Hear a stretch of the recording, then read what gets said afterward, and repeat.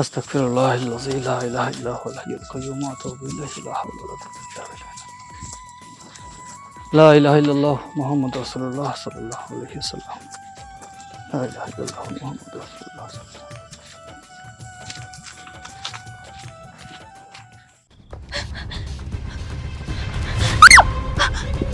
লা হাওলা ওয়া লা কুওয়াতা ইল্লা বিল্লাহ। বাঁচান, বাঁচান আমারে, হুজুর আমার বাঁচান। আপনি কে? আপনাকে তো চিনতে পারলাম না। আপনি আমারে চিনবেন না, আমি হচ্ছে আপনারে চিনি না, কিন্তু আ- আমি এই গ্রামে নতুন আইছি একটা কামের খোঁজে। ওই যে সামনে একটা জমিদার বাড়ি আছে, ওই বাড়িতে আমার যাওয়ানোর কথা। কিন্তু আমি এই গ্রামে ঢুকতে না ঢুকতে কয়টা বখাটা পোলা আমার অনেক তাড়া করছে, আমার সর্বনাশ করে দিব। হুজুর আমার বাঁচান। দেখুন, আমি একজন মসজিদের ইমাম, একজন পুরুষ মানুষ। আপনি আমার কাছে পরনারী। আমি আপনাকে কিভাবে রক্ষা করতে পারি বলুন? দেখেন, আমি জানি আপনি আমার বাঁচাতে পারবেন একমাত্র। আর আশেপাশে তো আমি কোনো লোকজন দেখতেছি না, আমি একটা মাইয়া মানুষ। যদি আমার কোনো ক্ষয়ক্ষতি কইরা ফেলায়, আমি গরিব ঘরের সন্তান। হুজুর আমার একটু সাহায্য করেন না, আপনার বাড়িতে আমার একটু ঠাঁই দেন। আপনি সব কি বলছেন? আমি অবিবাহিত, আর আমার ফ্যামিলিতে তেমন কেউ নেই। আমি এখানে ইমামতি করি। এলাকার মানুষ আমাকে একটা থাকার জায়গা দিয়েছে, ওখানে তো আমি আপনাকে নিতে পারবো না। এই জন্য আমি দুঃখিত আপনার কাছে। আমি জানি আপনি মসজিদের ইমাম, আপনি একজন শিক্ষকও তো। আপনি চান না কোনো একটা মাইয়ার জীবনটা বাইসে যাক? আপনি কি চান কতগুলা পুরুষ আমার আমার সর্বনাশ কইরা দিক? আপনি তো একজন পরহেজগার মানুষ, একটু আমার কষ্টটা বোঝার চেষ্টা করেন। আজকে রাতটা অন্তত আমার আশ্রয় দেন, আমি ভোর হওয়ার আগে আগে চলে যাবো। শুনুন, আমার বর্তমান যে বয়স, আমি তো আপনাকে বলেছি আমি অবিবাহিত একজন মানুষ। আর আপনি উপযুক্ত একজন নারী, আপনি আমার কাছে বেগানা নারী। আপনাকে আমি কিভাবে হেল্প করতে পারি? আপনার কোনো ধারণা নাই, এই এই যে বখাটাগুলো না অনেক খারাপ, আমার একদম সর্বনাশ করে দিব। হুজুর, হুজুর আমি আপনার পায়ে পড়ি, হুজুর, হুজুর আমার বাস বাস বাস, বাঁচান। রাখেন রাখেন। ঠিক আছে ঠিক আছে, আপনি চলুন। আসুন আপনি আমার সাথে। আমি এখানেই থাকি। আপনি এই দিক দিয়ে ভিতরে গেলে একটা ছোট রুম দেখতে পাবেন। ওই রুমে একটা ছোট খাট আছে, পিছনের রুমে গিয়ে শুয়ে থাকুন, আমি আসতেছি। কি একা এই ঘরে আমি থাকবো? কিন্তু আমার তো ডর করে, কেমন ভয়ঙ্কর ভয়ঙ্কর লাগতেছে, নিরিবিলি। আমি একা থাকবার পারবো না হুজুর, আমার ভয় করে। দেখুন, আমি তো আপনাকে আশ্রয় দিয়েছি, আপনি আশ্রয় চেয়েছেন, আমার রুমটা আমি আপনার জন্য ছেড়ে দিয়েছি। কিন্তু আপনার সাথে তো আমি থাকতে পারবো না, আমি মসজিদে যেতে হবে। কিন্তু আমার তো একা একা ডর করে। আচ্ছা হুজুর, আপনি কই থাকবেন রাইতে? ঘুমাইবেন না? আমি মসজিদের বারান্দা থেকে যাব, আমাকে নিয়ে আপনার ভাবতে হবে না। আমার জন্য আপনি এত কষ্ট করে মসজিদের বারান্দায় থাকবেন, বিষয়টা কেমন দেখা যায় না? আপনি এখানেই থাকেন, আমি বয়া বয়া বাইরে আপনার পাহারা দিননি। সিসি, আস্তাগফিরুল্লাহ, কি বলছেন? আপনি আমার মেহমান, আপনি মুসাফির মানুষ। আপনি আমার রুমে থাকেন, আমি মসজিদে থেকে যাব, আমার কোনো সমস্যা হবে না। আর আপনি তো বোধহয় সারাদিন না খেয়ে আছেন। আচ্ছা, আপনি রুমে গিয়ে বসুন, আমি দেখি আপনার জন্য কোনো খাবার ব্যবস্থা করতে পারি কিনা। আচ্ছা ঠিক আছে।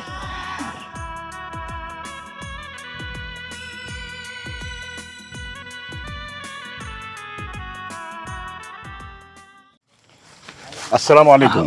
ওয়ালাইকুম সালাম। হুজুর, আপনার সাথে একটু কথা আছে আমার। আচ্ছা, আমি তো মসজিদে যাচ্ছিলাম। হ্যাঁ, ঠিক আছে, আমিও যাব মসজিদে। আপনি নাকি একটা মেয়েকে আপনার ঘরে আশ্রয় দিয়েছেন? আসলে কথা সত্যি, মেয়েটা খুব বিপদে পড়েছিল, তাই খুব কাকুতি মিনতি করে রিকোয়েস্ট করতেছিল আমাকে যে থাকার জায়গা দরকার, সকালেই চলে যাবে। সব ঠিক আছে, কিন্তু আপনি যে মেয়েটাকে আশ্রয় দিয়েছেন সেই জায়গাটা তো মসজিদের এরিয়ার ভিতরে। তো কিভাবে একটা পর নারীকে আপনি ওখানে জায়গা দিলেন? আপনি যেটা বলছেন আমি বুঝতে পেরেছি, আপনার দৃষ্টিকোণ থেকে এটা মোটেও উচিত হয়নি। কিন্তু বিষয়টা আমি ভেবে দেখলাম যে একজন নারীর সম্ভ্রম রক্ষা করা আমি মুসলিম হিসাবে আমার উপর একটা দায়িত্ব হিসেবে পড়ে, তাই আমি আশ্রয় দিয়েছি। আপনি খুব ভালো করেছেন, খুব ভালো করেছেন আমার দৃষ্টিতে। যাই হোক, আপনি আমাকে সহমত দিয়েছেন, খুব ভালো লাগছে। চিন্তা করবেন না, ভোর হলেই ফজরের নামাজের পরে আমি ওই নারীকে পৌঁছে দিয়ে আসব। আর আজকে রাতটা না হয় আমি মসজিদে কাটিয়ে দেব। ঠিক আছে, মাগরিবের আজান হয়ে গেছে, চলুন একসাথে নামাজ পড়ে নেব। চলুন। চলো।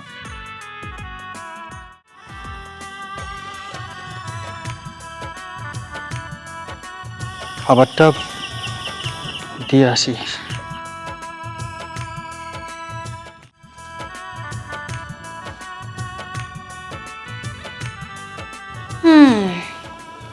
তার মানে এটা হইলো আমাগো ওই পরহেজগার হুজুরের ঠাকুরের ঘর। খারাপ না, মোটামুটি ভালোই। আমার থাকতে কোনো অসুবিধা হইব না, আমি থাকতে পারবো।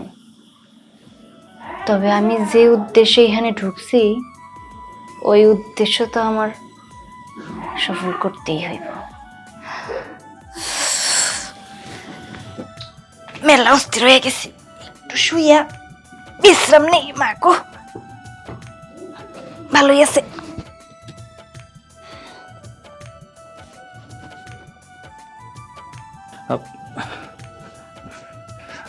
আপনি কি শুনতে পাচ্ছেন? ঘুমিয়ে পড়েছেন আপনি? না, ঘুমাই নাই, একটু শুয়ে আছিলাম। আমাকে ক্ষমা করবেন, আমি তো একা থাকি, রান্নাবান্নার কোনো ব্যবস্থা নেই। আপনার খাবারের জন্য দোকানে গিয়েছিলাম, কোনো খাবার পাইনি, শুধু পেয়েছি পাউরুটি আর পানি। কিছু মনে করবেন না, আজকে রাতটা আপনি এই সামান্য একটু খাবার খেয়ে কাটিয়ে দিন, সকালে হোটেলে আপনাকে পেট ভরে খাওয়াবো। আচ্ছা, কোনো ব্যাপার না, গরিব মানুষ তো পাউরুটি খায়া থাকতে পারবো, সমস্যা নাই। কিন্তু আপনি খাইছেন? আমার আমার খাবারের চিন্তা করতে হবে না, আমি তো প্রতিদিনই মুসল্লিদের বাড়িতে খাই, আমার খাওয়ার ব্যবস্থা আছে। আচ্ছা, আমি খায়া ঘুমায় যামুনি, কিন্তু আপনি কেমনে ঘুমাবেন, কই ঘুমাবেন? ওই যে আপনাকে বললাম, মসজিদের বারান্দায় থাকবো, বেশি দূরে নয়। আপনার যদি কোনো প্রয়োজন পড়ে দরজা খুলে উপর থেকে ডাকলেই হবে, আমি শুনতে পাবো। আচ্ছা, ঠিক আছে। তাহলে আমি আসি। জি। আচ্ছা।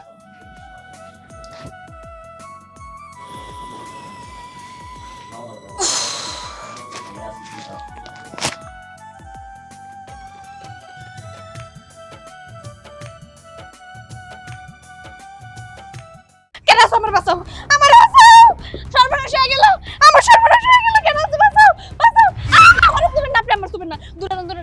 আপনি আমার ছুবেন না, আপনি আপনি আপনি খুব খারাপ, খুব খারাপ। কেন কই আছো গো? বাঁচাও গো, আমার সর্বনাশ কইরা ফেললো। আপনি দূরে যান, দূরে যান। দাঁড়াও, তুমি যেমনে চিল্লাইতেছো, এটা সারাটা গ্রাম মানুষ কি ঘুমাইবো নাকি তোমাকে চিল্লাচিল্লি শুনবো? আমার বাড়ি থেকে আওয়াজ আইতাছে, দৌড়াইলাম না পায়া। চাচা, এই হুজুর, বদমাশ হুজুরটা আমার সর্বনাশ করতেছিল গো। হারামজাদা, হারামজাদা। এই শুনলাম, তোরে তো আমরা ভালো মানুষ মনে করছিলাম রে, তুই তো লেবাসদারি শয়তান রে। তোরে দেখে তো ভালো মানুষের মতো লাগছে, তুই হুজুরের বেশে শয়তান। এ পাজি মানুষ, হুজুর না পাজি, এরে বানাইতে হইব। বানাও। খান থাক, আর মারুনের দরকার নাই। দেখেন, আপনারা এখানে গুরুজন মানুষ আছেন, আসলে হুজুরটার না আমি মেলা ভালো মনে করছিলাম। হুজুরা তো ভালোই হয়, আমি যতটুকু জানি, কিন্তু ওনার মধ্যে যে এইরকম চরিত্র খারাপ আছে আমি জানতাম না। আপনারা বিশেষ করে কথা খবর দেন, একটা নারীর চরিত্রে এইভাবে কলঙ্কের দাগ দিব, আমি এটা মায়া মানুষ কেমনে কেমনে মানবো? কখন আমি নিরীহ একটা গরিব মানুষ। আপনারা সবাই এই জায়গায় আছেন, বাবাকে মিলা আমার আমার আর একটা বিচার করেন। আমি এমনালি মুখ কারে দেয়ামু, কেমনে দেয়ামু? আপনারা বিশ্বাস করেন, এক আল্লাহর কসম করে বলছি, আমি এমন কোনো পাপ করিনি। উনি যা বলছে সব মিথ্যা কথা, সব মিথ্যা কথা। এই হুজুর, আপনি হুজুর বলে যে আপনি সব সময় সত্যি কথা কইবেন আর আমরা মিথ্যা কথা কমু, এটা কোন জায়গায় লেখা আছে? কি হলো, আপনারা কিছু করেন না কেন? বিচার করেন এর একটা। এখন মুরব্বি কিছু কর না কেন? কোন বাবা, সবকিছু আমি জানছি, দেখছি, বুঝলাম। এখন ওরে কি আমরা পাড়া প্রতিবেশী সবাই মিলা তক্তা বানামো, মাইলা ফেলামো, নাকি পুলিশে দেবো? এটাই কোন। না না, আরে পুলিশের কাছে দিলে একটা কেলেঙ্কারি হইব, গ্রামের মানুষ জানাজানি হইব। ওইটা না কইরা আমরা একটা সিদ্ধান্ত যেতেছি। এই আমি যে সিদ্ধান্ত নিব এটা মানবা? ক জি বলেন। আচ্ছা, তাহলে এই মাইয়া আর ওরে দুইজনরে আজকে রাত্রে আজকেই বিয়ে করা দিই। বিয়ে? কি? এই কি, তুই কি আগে বিয়ে করছস? না না, আমি বিয়ে করিনি। তাইলে এই মায়ের বিয়ে করতে তো সমস্যা কি? সমস্যা কি? হ্যাঁ, বিয়ে করে আলাই দিব। ঠিক আছে, আপনারা যেহেতু বলছেন আর আমার গায়ে অপবাদ পড়েছে, আমি দোষী, আমি ওনাকে বিয়ে করব। এই মাইয়া, তোমার মতামত কি?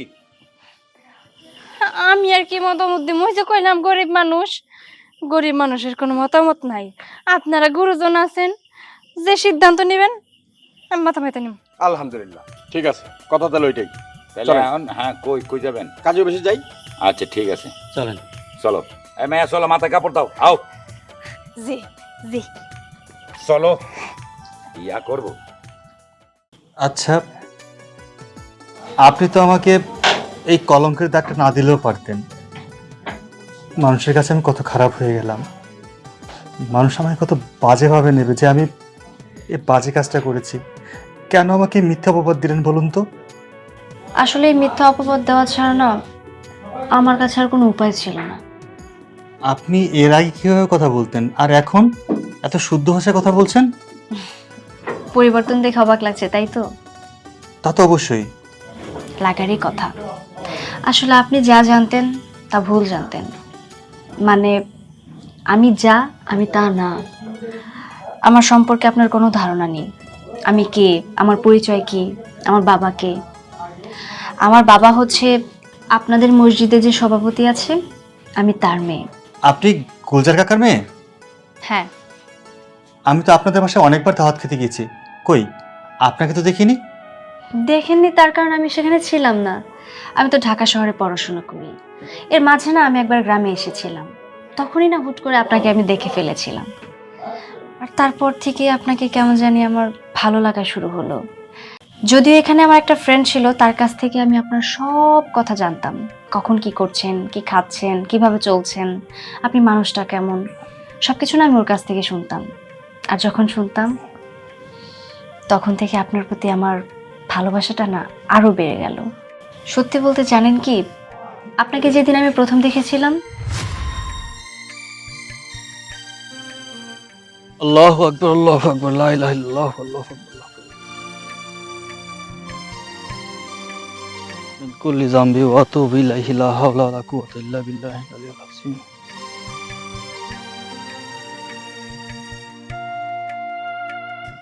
হুজুর, তুমি যত যাই বলো না কেন, আমি তোমাকে ভালোবাসি। আর আমি এটাও জানি যে তুমি বেগানা নারীর দিকে ফিরেও তাকাবে না। তাই ছলে বলে কৌশলে আমি তোমাকে আমার করেই ছাড়বো। সবকিছুই তো শুনলেন, কি বুঝলেন? তার মানে সবকিছু আপনার পরিকল্পনা মতো হয়েছে? বলতে পারেন। শুনুন, আপনাকে যখন আমি ভালোবেসে ফেললাম তখন আমি ডিসাইড করলাম বিষয়টা আমি বাবাকে বলবো। আর তারপর কি যে বলেন ভাইয়া। আব্বু, একটা কথা ছিল। হ্যাঁ, আচ্ছা, পরে কথা বলছি তোমার সাথে। হ্যাঁ মা, বলো। আসলে তোমাদের মসজিদের যে ইমাম সাহেব, উনি মানুষটা কেমন? চমৎকার একটা মানুষ, খুবই ফরেজগার, খুবই ভালো, কথাবার্তা, চাল চলন অনেক ভালো। হঠাৎ তাকে নিয়ে প্রশ্ন কেন? না মানে এমনি। আচ্ছা আব্বু, বলছিলাম উনি কি বিয়ে করেছে? মনে হয় না। হুম। কি ব্যাপার, মসজিদের ইমাম সাহেবকে নিয়ে তোর তো আগ্রহ কেন রে? না না, আসলে আমাদের এলাকার ইমাম সাহেব তো, তাই জানতে ইচ্ছে করলো যে লোকটা কেমন আসলে। লোক হিসাবে খুবই ভালো।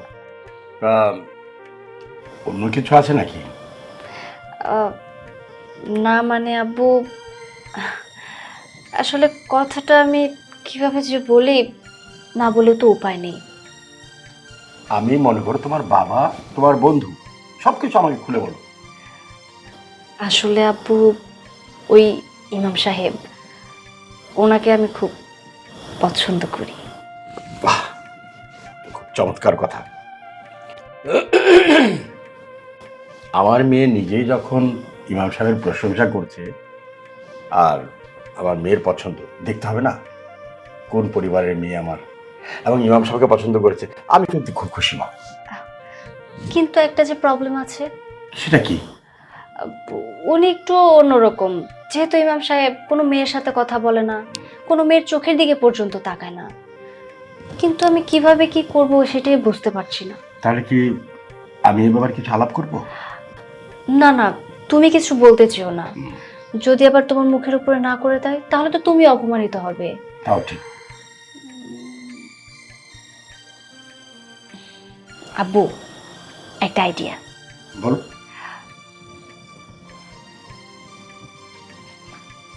কি ব্যাপার? বাপ মেয়েরা তো ফুসুর ফুসুর ভুসুর ভুসুর কি আমি কি শুনতে পারি? ওরে বাবা, কেন শুনতে পারবে না? বাবা মেয়ের অনেক কথা থাকে না।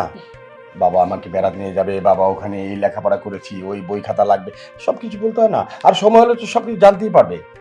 তুমি কি মনে করেছো আমি কচি খুকি? আমি কিছু বুঝি না? আরে মেয়ের তো বন্ধুত্ব হয় মার সাথে, কিন্তু এখানে দেখছি আবার বাবার সাথে। এই ঘটনাটা কি খুলে বলতো। তোমার এত সবকিছুতে নাক না গলালেও চলবে। তুমি সংসারের গৃহিণী, সংসারে মন দাও। এটা আমার আর বাবার মধ্যেকার বিষয়, আমরা বুঝে নেব।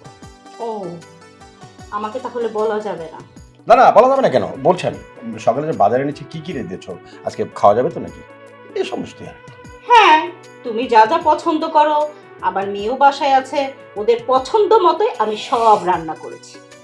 ঠিক আছে, তাহলে একসাথে খাই। চলো। এত চিনি চায়ে দিয়েছো, তোমাকে না করি? চলো চলো চলো চলো। আচ্ছা ঠিক আছে। ও,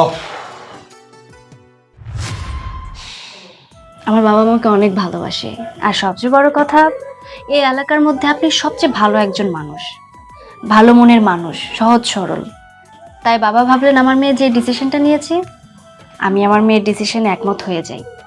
তাই তো এই প্ল্যানিংটা আমি আর আমার বাবা মিলেই করলাম, আর তারপর থেকে আপনাকে ফলো করা শুরু করলাম। তার মানে আপনি আমাকে এই মিথ্যে অপবাদ দিয়ে বিয়ে করেছেন? এটা কিন্তু মোটেও ঠিক করেননি। তাছাড়া আর উপায় ছিল বলুন?